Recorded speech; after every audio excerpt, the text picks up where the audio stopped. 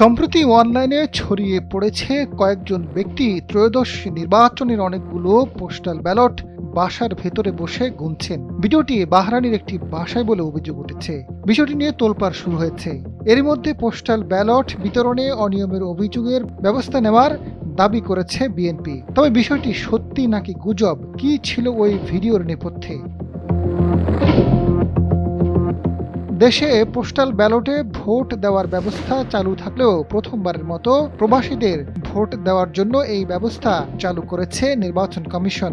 এজন্য নির্বাচনী আইনেও পরিবর্তন আনা হয়েছে।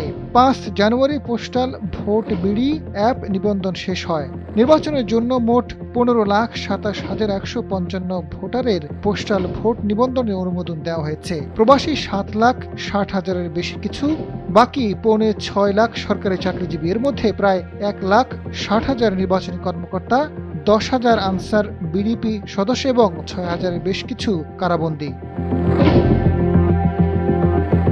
এদিকে বিদেশে পাঠানো পোস্টাল ব্যালটের প্রতীক বিন্যাস নিয়ে কৌশলগত পক্ষপাতিত্বের অভিযোগও তুলেছে বিএনপি। সামাজিক যোগাযোগ মাধ্যমে ছড়িয়ে পড়া ভিডিও নিয়ে নানা আলোচনা সমালোচনার পর বিএনপির পক্ষ থেকে নির্বাচন কমিশনে অভিযোগ দেওয়া হয়েছে। বাহরাইনে পাঠানো পোস্টাল ব্যালট একটি দলের নেতাদের মাধ্যমে হ্যান্ডেলের অভিযোগ তুলেছে বিএনপি। ইসিকে দ্রুত এই ব্যালট সংশোধন করতে বলেছে তারা।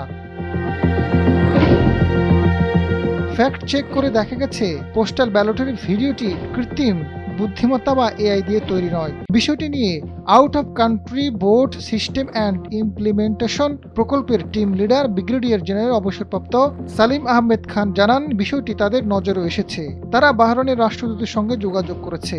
বাংলাদেশ দূতাবাস দেশটির পোস্টাল বিভাগের সহযোগিতায় বিষয়টি সমাধান করে ফেলেছে।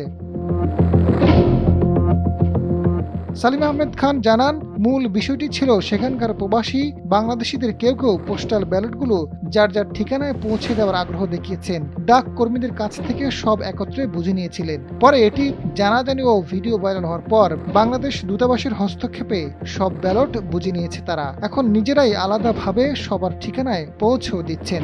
সার্বিক বিষয় নিয়ে নির্বাচন কমিশনের নিরপেক্ষতার প্রতি সবার আস্থা ও বিশ্বাস রাখার আহ্বান জানান তিনি। আজাদ ফারুক, সময়ের আলো।